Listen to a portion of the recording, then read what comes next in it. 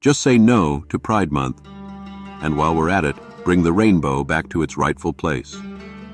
Michael D. Shaw, June 04, 2026.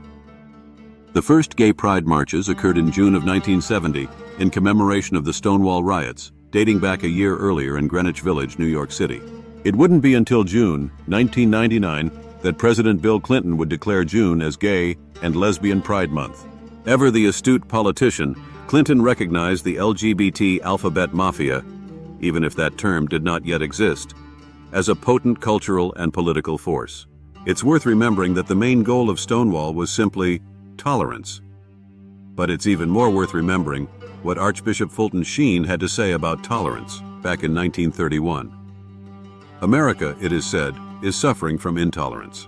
It is not. It is suffering from tolerance. Tolerance of right and wrong, truth and error, virtue and evil, Christ and chaos.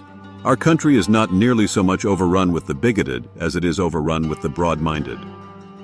In the face of this false broad-mindedness, what the world needs is intolerance. The mass of people have kept up hard and fast distinctions between dollars and cents, battleships and cruisers, you owe me and I owe you, but they seem to have lost entirely the faculty of distinguishing between the good and the bad, the right and the wrong. The best indication of this is the frequent misuse of the terms tolerance and intolerance. There are some minds that believe that intolerance is always wrong, because they make intolerance mean hate, narrow-mindedness, and bigotry. These same minds believe that tolerance is always right because for them it means charity, broad-mindedness, American good nature. What is tolerance?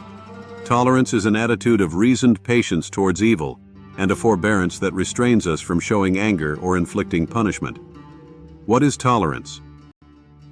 But what is more important than the definition is the field of its application.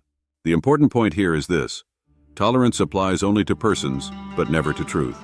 Intolerance applies only to truth, but never to persons. Tolerance applies to the erring, intolerance to the error. Tolerance does not apply to truth or principles. About these things we must be intolerant, and for this kind of intolerance, so much needed to rouse us from sentimental gush, I make a plea. Intolerance of this kind is the foundation of all stability. Not surprisingly, the notion of Pride Month was taken up, with great alacrity, by corporate America, government, and the educational system. In 1978, San Francisco artist Gilbert Baker created the Rainbow Pride flag. Baker chose a rainbow motif since he regarded it as a beautiful symbol that perfectly represented the diverse nature, inclusivity, and hope of the homosexual community. Notably, this was before the militant trans faction, especially targeting children, came to the fore. However, there is a much more ancient and profound use of the rainbow symbol. I refer you to Genesis 9:13-16. This is after the great flood, and God reassures Noah, 13. I set my bow in the clouds to serve as a sign of the covenant between me and the earth. 14. When I bring clouds over the earth, and the bow appears in the clouds. 15. I will remember my covenant between me and you and every living creature, every mortal being, so that the waters will never again become a flood to destroy every mortal being. 16. When the bow appears in the clouds, I will see it and remember the everlasting covenant between God and every living creature, every mortal being that is on earth. By the same token, pride is one of the 7 deadly sins, some say the deadliest. Yet it is being richly celebrated, even as the notorious Sisters of Perpetual Indulgence mock the lay brothers and sisters who take vows to lead a consecrated life. Better that we should celebrate June as the month of the Sacred Heart of Jesus, as proclaimed on 25th May 1899 by Pope Leo XIII.